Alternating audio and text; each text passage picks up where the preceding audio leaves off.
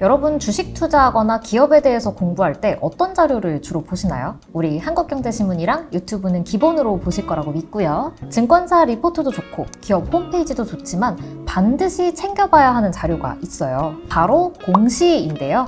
기업이 실적이랑 재무제표, 지분 변동 같은 다양한 내용을 공개하는 겁니다. 투자자들한테 우리 회사 지금 이런 일이 생겼으니 투자에 참고하세요 하고 알려주는 시스템이죠. 자본시장법에서 이러이러한 일이 생겼을 때 공시를 언제 어떻게 해라 라고 정해놨어요. 허위공시, 부실공시 많이 하면 처벌받거나 상장 폐지될 수 있습니다. 이 공시를 어렵게 느끼시는 투자자분들이 정말 많으시죠. 유상증자, 물적분할, 전환사채 이런 공시 용어들부터 낯설고 또 공시를 어디서 보는지, 이 공시가 어떤 의미인지 크게 관심을 안 갖는 분들도 계세요. 그래도 주식 투자는 기본적으로 기업에 대한 투자잖아요. 기업 공시는 기업에서 직접 발표하는 내부 정보예요. 그래서 중요한 공시가 나오면 주가가 요동치는 경우가 굉장히 많습니다. 이럴 때 공시를 볼 줄 알고 매일 체크하는 투자자분들은 빠르게 대응할 수 있겠죠? 공시를 아예 안 보시는 투자자분들과 수익률도 차이가 날 수밖에 없어요. 공시가 주가를 뒤흔든 유명한 사례 한번 가져와 볼까요?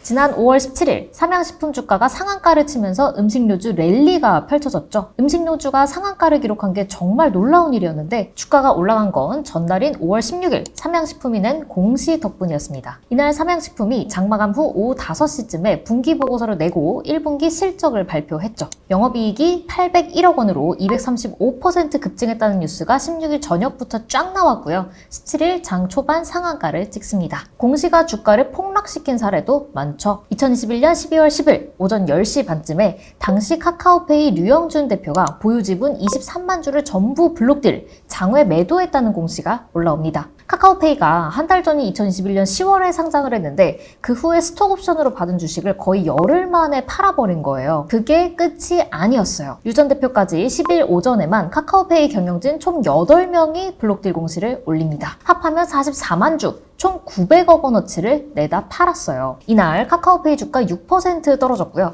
3거래일 동안 14% 넘게 하락했습니다. 이렇게 기업들 주가를 뒤흔들 수 있는 공시를 볼 수 있는 사이트 총 2곳인데요. 첫 번째는 금융감독원 전자공시 시스템, 흔히 다트라고 부르는 사이트죠. 두 번째는 한국거래소가 운영하는 카인드예요. 상장사들이 올리는 공시는 2곳 다 올라오는데 관리 주체에 따라 중요시하는 게 좀 다릅니다. 우선 다트에서는 기타 법인이라고 해서 비상장사 자료도 일부 볼 수 있어요. 상장하기 전인 공모주들 자료도 다트에 다 올라옵니다. 대신 카인드에는 다트에서 못 보는 공시들이 좀 있어요. 거래소가 상장사들한테 요구하는 추가 공시들인데요.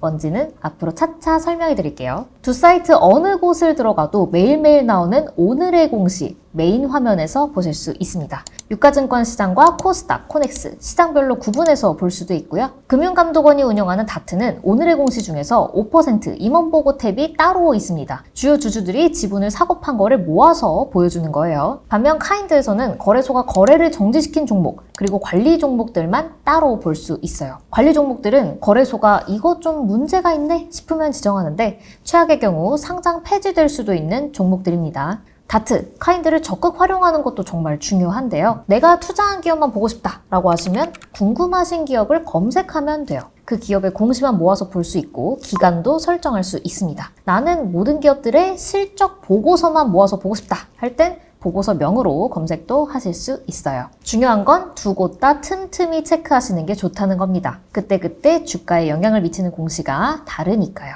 가장 큰 문제가 남았죠? 공시를 어디서 찾는지는 알겠는데 매일매일 쏟아지는 이 다양한 공시들을 어떻게 해석해야 할까요? 다음 화부터는 그 방법을 알려드릴게요. 기대해주세요.